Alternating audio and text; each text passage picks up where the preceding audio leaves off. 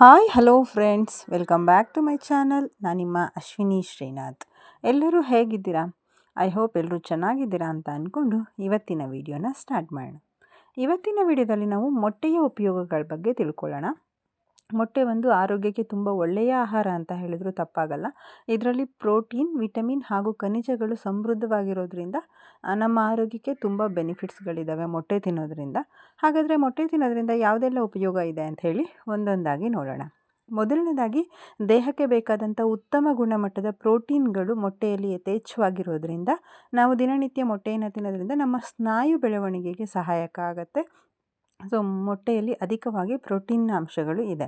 ಎರಡನೇದಾಗಿ, ಮೊಟ್ಟೆಯಲ್ಲಿರುವಂತಹ ಕೊಲಿನ್ ಮೆದುಳಿನ ಕಾರ್ಯಗಳನ್ನು ಉತ್ತಮವಾಗಿಸೋದಕ್ಕೆ ಸಹಾಯಕಾರಿಯಾಗಿದೆ. ಇದರಿಂದ ಮೆದುಳು ತುಂಬ ಚುರುಕಾಗಿರುತ್ತೆ, ಮೆದುಳು ಯಾವಾಗಲೂ ಆರೋಗ್ಯವಾಗಿರುತ್ತೆ ಅಂತ ಹೇಳಿದರೂ ತಪ್ಪಾಗಲ್ಲ. ಈ ಒಂದು ಮೊಟ್ಟೆಯಲ್ಲಿ ಲ್ಯೂಟಿನ್ ಸೇರಿದಂತೆ ಹಲವಾರು ಅಂಶಗಳು ಇರೋದ್ರಿಂದ ಕಣ್ಣಿನ ಆರೋಗ್ಯವನ್ನು ಕಾಪಾಡುತ್ತೆ. ದೃಷ್ಟಿಯನ್ನು ತುಂಬ ಚೆನ್ನಾಗಿ ಇಟ್ಕೊಳ್ಳೋದಕ್ಕೆ ಈ ಒಂದು ಮೊಟ್ಟೆ ಸಹಾಯಕಾರಿ ಅಂತ ಹೇಳಿದ್ರು ಹೇಳ್ಬೋದು. ಹಾಗೆ ಮೊಟ್ಟೆಯಲ್ಲಿ ವಿಟಮಿನ್ ಡಿ ಹಾಗೂ ಕ್ಯಾಲ್ಶಿಯಂ ಯಥೇಚ್ಛವಾಗಿರೋದ್ರಿಂದ ದಿನನಿತ್ಯ ನಾವು ಸೇವಿಸ್ತಾ ಬಂದರೆ ನಮ್ಮ ಮೂಳೆಗಳು ಶಕ್ತಿಯಾಗಿರುತ್ತೆ, ಮೂಳೆಗಳು ಗಟ್ಟಿಯಾಗೋದಕ್ಕೆ ಸಹಾಯ ಆಗುತ್ತೆ.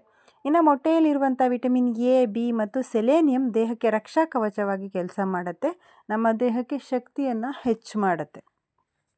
ಅದಲ್ಲದೆ ಪ್ರೋಟೀನ್ ಮತ್ತು ಬಯೋಟಿನ್ ಚರ್ಮವನ್ನು ಮೃದುವಾಗಿಸಿ ಕೂದಲಿಗೆ ಶಕ್ತಿಯನ್ನು ಕೊಡುತ್ತೆ, ಕೂದಲು ಬಲ ಆಗುತ್ತೆ. ಸೊ ಇದರಿಂದ ಹೇರ್ ಫಾಲ್ ಕೂಡ ಕಂಟ್ರೋಲ್ ಆಗುತ್ತೆ.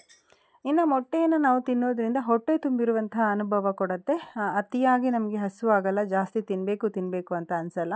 ಇದರಿಂದ ಕೂಡ ನಮ್ಮ ತೂಕ ನಿಯಂತ್ರಣಕ್ಕೆ ಬರುತ್ತೆ. ನಾವು ಜಾಸ್ತಿ ತಿಂದಿಲ್ಲ ಅಂತಂದರೆ ಆಟೋಮೆಟಿಕ್ಕಾಗಿ ನಮ್ಮದು ವೆಯ್ಟ್ ಲಾಸ್ ಆಗುತ್ತೆ. ಸೊ ತೂಕ ನಿಯಂತ್ರಣಕ್ಕೂ ಈ ಒಂದು ಮೊಟ್ಟೆ ಒಳ್ಳೆಯ ಆಹಾರ ಅಂತ ಹೇಳಿದರೂ ತಪ್ಪಾಗಲ್ಲ. ಸೊ ಕೆಲವ್ರು ಹೇಳ್ತಾರೆ ಮೊಟ್ಟೆನ ದಿನನಿತ್ಯ ತಿಂದರೆ ದಪ್ಪ ಆಗ್ತಾರೆ ಅಂತ ಹೇಳಿಬಿಟ್ಟು. ಆ್ಯಕ್ಚುಲಿ ಮೊಟ್ಟೆಯಲ್ಲಿ ಕಡಿಮೆ ಕ್ಯಾಲೋರೀಸ್ ಇರುತ್ತೆ, ಹಾಗಾಗಿ ಮೊಟ್ಟೆಯನ್ನು ದಿನನಿತ್ಯ ತಿನ್ನೋದ್ರಿಂದ ದಪ್ಪ ಏನು ಆಗಲ್ಲ. ಒಂದು ಮೊಟ್ಟೆಯಲ್ಲಿ ಸುಮಾರು 70-80 ಕ್ಯಾಲೋರೀಸ್ ಮಾತ್ರ ಇರೋದ್ರಿಂದ ಸೊ ನಮಗೆ ಹೊಟ್ಟೆ ತುಂಬಿರುವಂಥ ಅನುಭವನ ಕೊಡುತ್ತೆ. ಅತಿಯಾಗಿ ತಿನ್ನಬೇಕು ಅಂತ ಅನಿಸಲ್ಲ. ಇದರಿಂದ ವೆಯ್ಟ್ ಲಾಸ್ ಆಗುತ್ತೆ ಹೊರತು ವೆಯ್ಟ್ ಜಾಸ್ತಿ ಆಗಲ್ಲ. ಅದೇ ಮೊಟ್ಟೆಯಿಂದ ನಾವು ಎಣ್ಣೆಯನ್ನು ಹಾಕಿಬಿಟ್ಟು ಆಮ್ಲೆಟು ಇಲ್ಲ ಫ್ರೈ ಹೀಗೆ ಆಯಿಲಲ್ಲಿ ನಾವು ಬೇಯಿಸ್ಕೊಂಡು ತಿನ್ನೋದ್ರಿಂದ ದಪ್ಪ ಆಗುವಂಥ ಸಾಧ್ಯತೆ ಇರುತ್ತೆ ಹೊರತು ಪ್ಲೈನ್ ಮೊಟ್ಟೆಯನ್ನು ತಿನ್ನೋದ್ರಿಂದ ದಪ್ಪ ಆಗಲ್ಲ. ಕೆಲವರು ಹೇಳ್ತಾರೆ ಮೊಟ್ಟೆ ತಿನ್ನೋದ್ರಿಂದ ಗ್ಯಾಸ್ಟ್ರಿಕ್ ಆಗುತ್ತೆ ಅಂತ ಹೇಳಿ. ಸ್ವತಃ ಮೊಟ್ಟೆಯಲ್ಲಿ ಗ್ಯಾಸ್ಟ್ರಿಕ್ ಆಗುವಂಥ ಯಾವ ಅಂಶಗಳು ಇಲ್ಲ. ಮೊಟ್ಟೆಯಲ್ಲಿರುವಂತಹ ಪ್ರೋಟೀನ್ ಬೇಗ ನಮ್ಮ ದೇಹಕ್ಕೆ ಜೀರ್ಣ ಆಗುವಂತಹ ಸಹಾಯವನ್ನು ಮಾಡುತ್ತೆ ವಿನಃ ಗ್ಯಾಸ್ಟ್ರಿಕ್ ಆಗುವಂಥ ಸಮಸ್ಯೆ ಯಾವುದೂ ಇಲ್ಲ. ಕೆಲವರಿಗೆ ಈ ಮೊಟ್ಟೆಯಲ್ಲಿರುವಂಥ ಅರಿಶಿಣದ ಭಾಗ ಸ್ವಲ್ಪ ಜೀರ್ಣ ಆಗೋದಕ್ಕೆ ಸಮಯ ತಗೊಳುತ್ತೆ.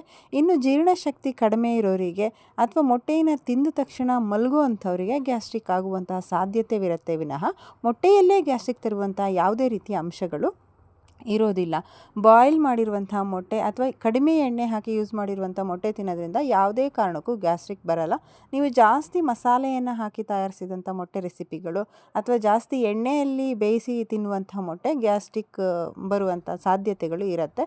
ಸೊ ಇನ್ನು ನಮಗೆ ಮೊಟ್ಟೆ ತಿನ್ನೋದಕ್ಕೆ ಆಸೆ ಇದೆ, ಆದರೆ ಮೊಟ್ಟೆ ತಿಂದರೆ ಗ್ಯಾಸ್ಟ್ರಿಕ್ ಆಗುತ್ತೆ ಅಂತ ಹೇಳೋರು ಮೊಟ್ಟೆಯ ಅರಿಶಿನ ಭಾಗವನ್ನು ಬಿಟ್ಟು ಬರೀ ಬಿಳಿ ಭಾಗವನ್ನು ತಿನ್ನೋದ್ರಿಂದ ಯಾವುದೇ ರೀತಿಯ ಹೊಟ್ಟೆ ಸಮಸ್ಯೆಗಳು ಬರಲ್ಲ ಅನ್ನೋದು ನನ್ನ ಅಭಿಪ್ರಾಯ. ಸೊ ಇದಿಷ್ಟು ಮೊಟ್ಟೆಯ ಬಗ್ಗೆ ಮಾಹಿತಿಯಾಗಿದ್ದು, ಇವತ್ತಿನ ಮಾಹಿತಿ ನಿಮ್ಮೆಲ್ಲರಿಗೂ ಇಷ್ಟ ಆಗಿದೆ ಅಂಥೇಳಿ ಅಂದ್ಕೊಳ್ತೀನಿ. ಇಷ್ಟ ಆಗಿದ್ರೆ ಲೈಕ್ ಮಾಡಿ, ಕಮೆಂಟ್ ಮಾಡಿ, ಶೇರ್ ಮಾಡಿ. ಹಾಗೆ ಯಾರೆಲ್ಲ ಇನ್ನು ನನ್ನ ಚಾನಲ್ನ ಸಬ್ಸ್ಕ್ರೈಬ್ ಮಾಡದೆ ನೋಡ್ತಾ ಇದ್ದೀರೋ ದಯವಿಟ್ಟು ಸಬ್ಸ್ಕ್ರೈಬ್ ಮಾಡ್ಕೊಳ್ಳಿ. ಸಬ್ಸ್ಕ್ರೈಬ್ ಮಾಡ್ಕೊಳ್ಳೋದ್ರ ಮೂಲಕ ಇನ್ನು ಹೆಚ್ಚಿನ ವಿಡಿಯೋಗಳನ್ನ ಮಾಡೋದಕ್ಕೆ ನಮಗೆ ಸಪೋರ್ಟ್ ಮಾಡಿ. Thank you so much.